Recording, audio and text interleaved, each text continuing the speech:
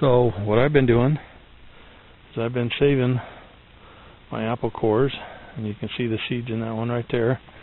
And basically I'm going to come over here into the creek and toss the apple cores down there, and hopefully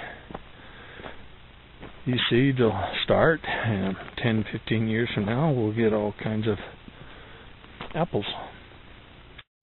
One of the first things you want to do when you're checking out a new area is you want to not only look for Bigfoot signs such as prints and tracks and broken limbs and so forth, but you want to look at what the food sources are. You need to check it all out: the insects, the grapes, the plant life, the animals, the deer, the elk, etc. Because if there is no food to support a Bigfoot, they won't be there. So, and you also have to check out the water. There's got to be plenty of water, or they won't be there.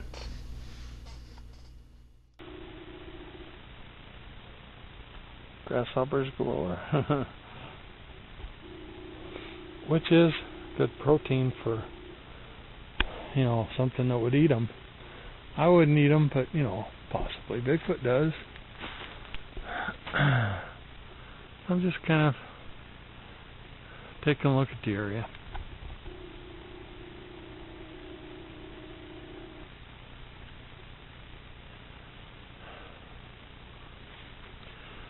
Very quiet.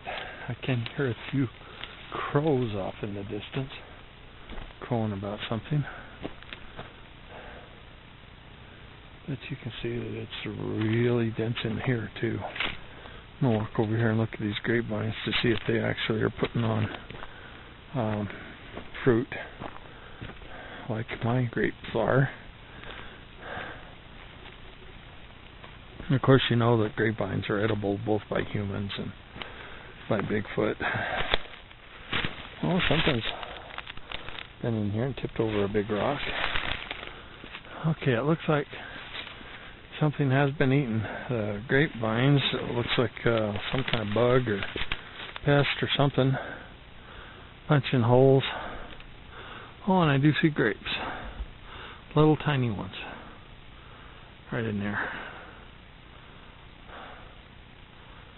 So, I imagine that if this bush actually got some fertilizer, it would actually put on some decent grapes.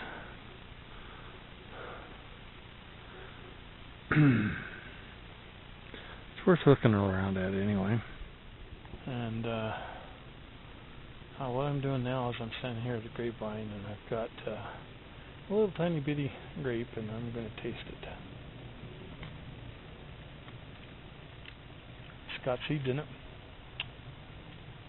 It's kind of bitter, but they are edible. So, yeah, I can almost see why now Bigfoot would have a sweet tooth. Likes the sugar and stuff. Because most of these berries and grapes are a little bit bitter. They're edible, but a little bit bitter. They'd have to develop a pretty strong palate to be able to eat them. Well, I just got buzzed by a hummingbird. I guess I'm close to a hummingbird nest, and it's not happy that I'm here. So, anyway, yeah, there's now that I'm looking around a bit on this grapevine, or on this grapevine here, it does have grapes in it. Little tiny grapes. And it's a big vine because it is pretty much taking over this tree, growing on it. So, it gives you a look at that. Here's another interesting aspect. These are not spider webs. Okay, they look like spider webs, but they're actually silk. These are made by worms. They're inside these cocoons, and they spread the silk out along the trees as kind of protective netting to keep the birds from getting to them. And then, in fact, I think you can see a bunch of little egg pods in there. but they silk out the leaves and everything so that they can eat on the leaves and destructure the plant in the protection of their web, so that like I said, birds can't get them. Interesting print right here. This is a bear print. You can see the pad and the toes. It's a front paw, and therefore it's a pretty good sized bear. Okay. All kinds of antlion holes in the sand. Odd place right here in the middle of the road. Okay. I'll show you a lot of protein here. He's going to jump here in just a minute. There he goes.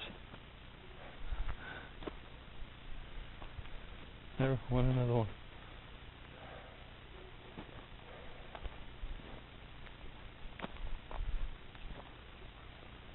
Okay, there he is right there. Make him jump. Lots of protein jumping around here. Here's another reason why that Bigfoot might be in here. All kinds of acorns. Now this particular branch was picked, and it was laying on the ground right over here under the acorn tree. So evidently something's been harvesting the acorns off of that tree right there. And I demonstrated once on how Bigfoot does that. They take large sticks and toss them up in the tree. Well, down here below the tree, there's all kinds of smaller limbs. The leaves have dried up on them and stuff like that. But that's a sure sign that they've been knocking leaves off of the tree to get the